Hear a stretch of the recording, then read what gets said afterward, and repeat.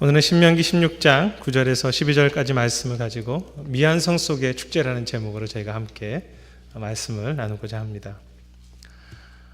우리는 앞에서 주일학교 영상 속에서 닉 부이치치라는 장애인을 만났습니다. 이 사람은 태어날 때부터 두 팔과 두 다리를 갖지 못한 사람이었습니다. 사실 한쪽 팔과 한쪽 다리가 없는 장애만으로도 어려움이 많은데 두 팔과 두 다리가 없는 삶은 그 고통을 미루어 짐작할 수 있을 것입니다. 그는 어릴 때 자신이 정상적인 교육이나 정상적인 삶을 살 수 있을 거라고 생각할 수 없었습니다. 그래서 8살 때에는 부모님에게 자기가 죽고 싶다고 이야기를 했었고 소망이 없어서 그랬겠죠. 그리고 10살 때에는 3번이나 욕조에서 자살을 시도하기도 합니다. 또한 많은 시간 큰 우울증에 시달리기도 했습니다. 그러던 중 15세 되던 때 하나님을 만나게 되었고 그의 삶은 완전히 바뀌었습니다. 그래서 지금은 전 세계를 다니면서 행복에 대해서, 감사에 대해서, 소망에 대해서 전해주는 그런 사람이 되었습니다. 많은 사람들은 그를 행복 전도사라고 이렇게 부릅니다. 누구보다 쉽지 않은 환경 속에서 누구보다 더 감사했고 누구보다 더 믿음으로 살았던 귀한 사람이 아닌가 이렇게 생각합니다. 몇 년 전에 한국에도 방문했었습니다. 하나님으로 인해서 감사하고 즐거워하는 삶, 바로 그 모습이 오늘 우리가 읽었던 본문의 16장 11절 하반절에도 나옵니다. 본문에 보면 이렇게 기록되어 있습니다. 내 하나님 여호와 앞에서 즐거워할지니라. 하나님 앞에서 드려지는, 아니 하나님과 함께 행하는 축제가 펼쳐지고 있습니다. 그렇다면 오늘 본문에 있는 축제는 어떤 절기입니까? 우리가 오늘 살피고자 하는 축제는 77절이라고 불리어지는 절기입니다. 이 77절이라고 하는 절기는 이스라엘의 3대 절기 중에 하나입니다. 3대 절기를 하면 6월절, 그리고 이 77절, 마지막으로 장막절 혹은 초막절이라고 불려지죠. 그만큼 이 77절은 중요한 절기입니다. 이 77절에 대한 좀 더 구체적인 설명이 9절에 기록되어 있습니다. 9절에 보면 곡식의 낫을 댄 후에 그 첫날부터 7주를 계산할지니라라고 되어 있습니다. 즉 곡식에 낫을 대기 시작하고 나서 7주가 지난 후에 이 절기를 지키라는 것입니다. 그래서 77절입니다. 7일씩 7번이니까요. 낫을 대고 난 후 7주간은 이스라엘 사람들이 밀농사를 진행하고 또 마무리하는 시간이었습니다. 밀추수를 7주간 열심히 행한 후에 바로 이 절기를 지키는 것입니다. 우리는 여기서 이스라엘 농사와 추수에 대해서 좀 더 살필 필요가 있을 것입니다. 이스라엘의 농사 환경은 한국과는 좀 많이 다릅니다. 엄밀한 의미에서는 1년에 3번 추수를 하고요. 좀 크게 본다면 2번의 추수가 진행되게 됩니다. 그런데 그 77절이라고 하는 것은 그 첫 번째 추수와 관련되어 있습니다. 지금 우리의 달력으로 한다면 5월, 6월에 해당될 것입니다. 이스라엘은 가을과 겨울에 밀을 심고 그 다음 해인 여름에 이 추수를 하게 되는데 그 1년의 첫 번째 추수이기도 하며 밀을 수확하는 것이기 때문에 사람들은 맥추절이라고 부르기도 합니다. 또 이 77절은 맥추절만이 아니라 오순절이라고도 불리우는데 77을 날수로 계산하면 49일입니다. 그런데 여름 추수가 6월절 다음 날부터 시작하기 때문에 6월절로부터 계산하여서 50일, 즉 한자로 5, 그리고 10에 해당하는 순이 합해서 오순절이라고 부르기도 합니다. 정리해 보자면 성경에서 말하는 77절, 맥추절, 오순절은 다 같은 절기입니다. 하나님은 그 해의 첫 추수인 밀을 추수하고 나서 그것을 감사하며 즐거워하라고 이야기하십니다.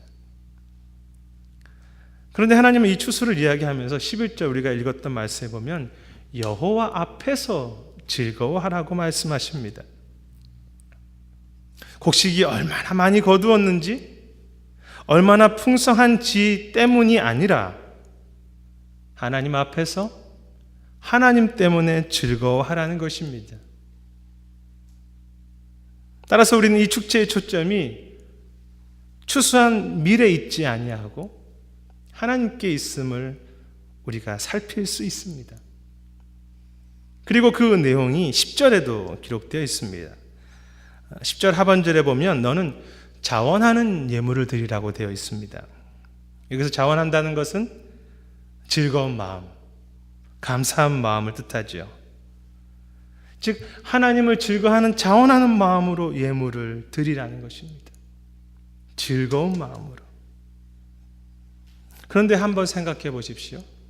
지금의 상황은 그렇게 즐겁게 드릴 만한 상황처럼 보이지만은 않습니다. 앞에서도 말씀드렸던 것처럼 당시 이스라엘 사회에서 이 77절은 땅에서 나는 밀을 거두는 참 소중한 추수이기는 하였지만 엄밀한 의미에서 한 해의 추수가 아직 다 완성된 것이 아닙니다. 아직 남아있는 추수가 있죠. 그것이 바로 두 번째 추수인데 가을에 거두는 추수입니다.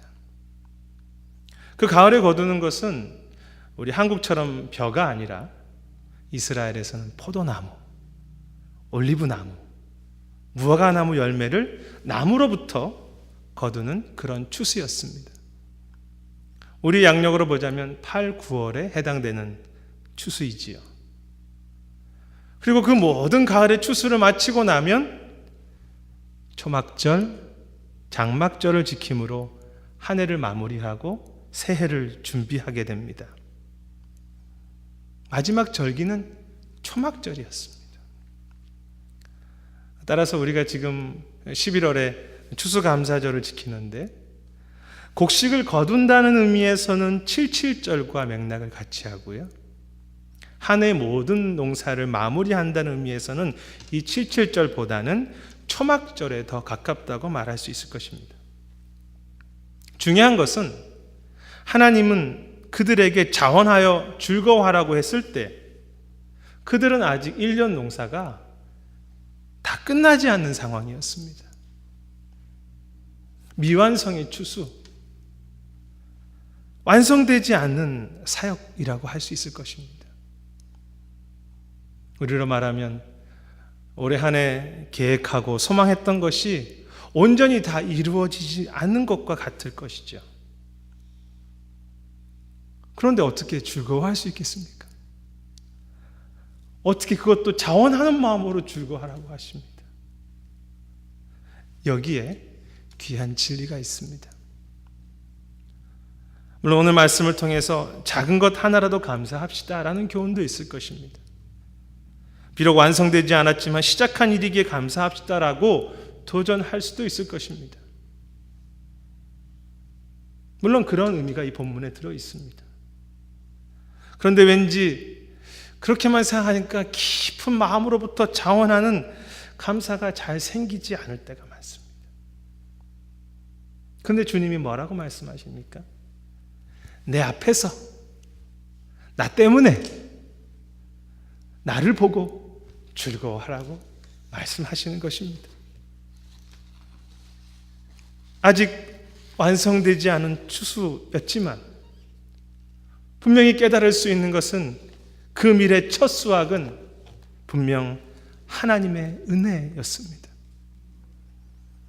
따라서 추수가 완성인가 그렇지 않은가를 보면 불평하기도 하고 낭망하기도 하고 때로 또 교만해질 수도 있겠지만 그 추수, 작게 시작된 추수 가운데에서도 그것을 붙잡고 계셨던 하나님을 다시 발견하기 시작했을 때 가슴 깊은 곳으로부터 감사와 찬양이 터져 나오는 것이지요. 그래서 이 말씀이 참 중요합니다. 여호와 앞에서, 여호와 때문에 즐거워할지니라. 그 비슷한 말이 10절 중반절에도 나와 있습니다. 이렇게 기록되어 있습니다. 내 하나님 여호와께서 내게 복을 주신 대로. 아직 작은 시작입니다. 아직 미완성입니다. 하지만 그 가운데 하나님께서 붙잡아 주셨다는 그 복을 발견해 가는 것. 하나님께서 복을 주신 대로. 하나님, 당신께서 지난 한 해 우리를 붙잡아 주심으로 우리에게 복을 주셨습니다. 그렇게 고백하는 것이겠죠. 닉 부이치치 영상의 간증에서 우리가 보았던 것처럼 그는 참 너무나 없는 것이 많았습니다. 양팔, 양다리가 없었고 친구들도 없었고 그가 소망할 수 있는 것이 별로 없었습니다.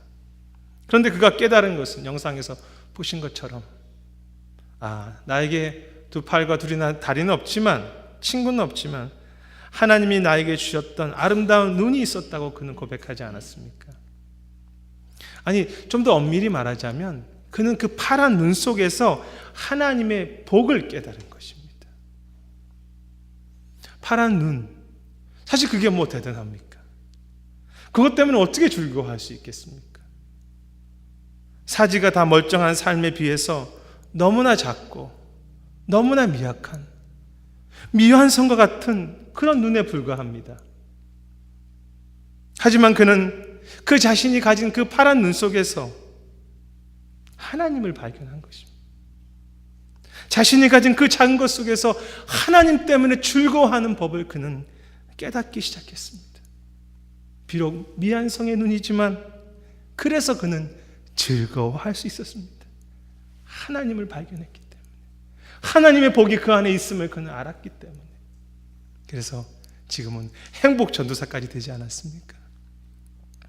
만일 파란 눈은 깨달았는데 그 속에 하나님은 발견하지 못했다면 내 눈이 그냥 아름다워 라고 그렇게 스스로 위로하다가 몇 달 그렇게 위로하다가 지쳐가는 힘없는 자기 위안에 불과했을 것입니다.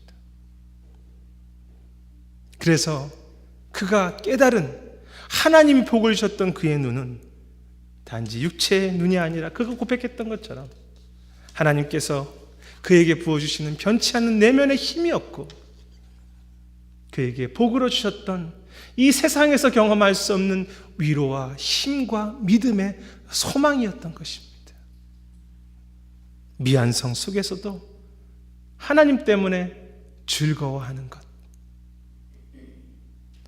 저는 이 11월에 우리 모두가 이러한 즐거움을 회복했으면 좋겠습니다. 지난 한 해를 살펴보면 많은 미완성들이 있죠. 하지만 우리 하루하루의 미완성 속에서, 우리 한 달 한 달의 미완성 속에서 우리와 함께 걸어오셨던 그 하나님의 발걸음, 우리를 붙잡아 주시고 우리를 이끌기도 하시고 우리를 밀어주기도 하셨던 그 하나님 아버지의 손,